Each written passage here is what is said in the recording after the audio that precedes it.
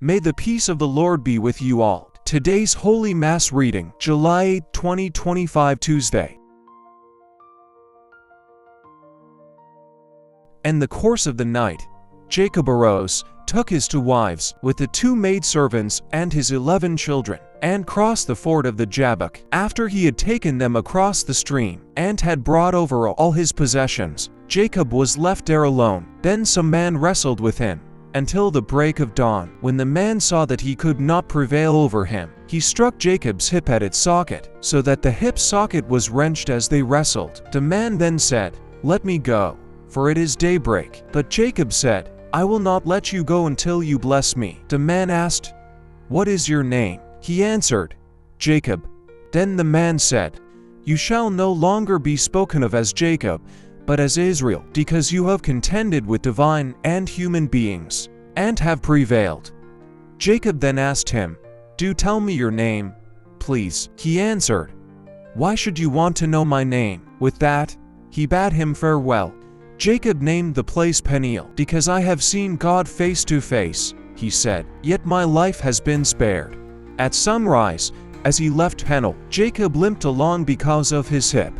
That is why, to this day, the children of Israel do not eat the sciatic muscle that is on the hip socket, inasmuch as Jacob's hip socket was struck at the sciatic muscle.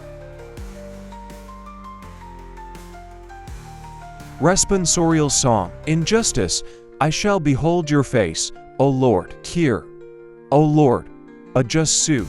Attend to my outcry. Hearken to my prayer from lips without deceit. In justice I shall behold your face, O Lord. From you let my judgment come. Your eyes behold what is right. Though you test my heart, searching it in the night, though you try me with fire, you shall find no malice in me. In justice I shall behold your face, O Lord. I call upon you, for you will answer me. O God, incline your ear to me. Hear my word. Show your wondrous mercies, O Savior of those who flee from their foes. In justice I shall behold your face, O Lord. Hide me in the shadow of your wings. I in justice shall behold your face. On waking, I shall be content in your presence. In justice I shall behold your face, O Lord. The Holy Gospel according to Matthew.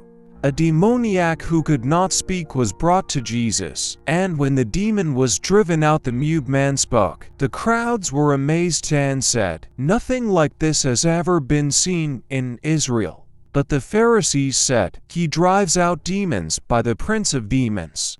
Jesus went around to all the towns and villages, teaching in their synagogues, proclaiming the gospel of the kingdom, and curing every disease and illness. At the sight of the crowds, his heart was moved with pity for them, because they were troubled and abandoned, like sheep without a shepherd. Then he said to his disciples, "The harvest is abundant, but the laborers are few. So ask the master of the harvest to send out laborers for his harvest." The Gospel of the Lord. Imagine walking through a crowded city street, people rushing, some talking into phones, others with eyes glued to screens. Among them, unnoticed, are the weary, the ones whose burdens are too heavy to speak of, the ones battling unseen struggles. You pass a man in silence, his eyes distant, like he's here but not really. A mother with 2 children sits on a bench, stress permeating her face. A teenager, dressed in worn clothes, watches others laugh as he sits alone filled with sadness. The world is full of movement yet filled with stillness, like still hearts and silent cries. It's easy to walk by. It's easy to be consumed by our own pace, to focus on our own tasks. But what if, instead, we paused long enough to really see? What if we allowed our hearts to feel what others carry? Jesus did just that. He didn't just notice suffering. He stepped into it. He moved toward the sick, the voiceless, the cast aside, and the demon-possessed. Where others saw interruptions, he saw invitations to love, to heal, to lift. His heart broke not in pity, but in compassion, which is love in motion. He wasn't overwhelmed by the great need around him. He was moved to act. Today, we are invited to carry that same spirit. There are people in our lives right now who feel invisible. The woman at the checkout counter who barely makes eye contact.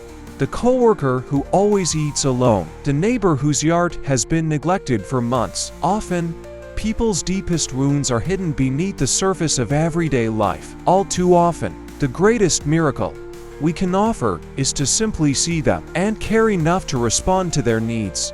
This doesn't require a grand stage or a pulpit. It starts with the eyes to see and the heart to move. A listening ear can be a miracle.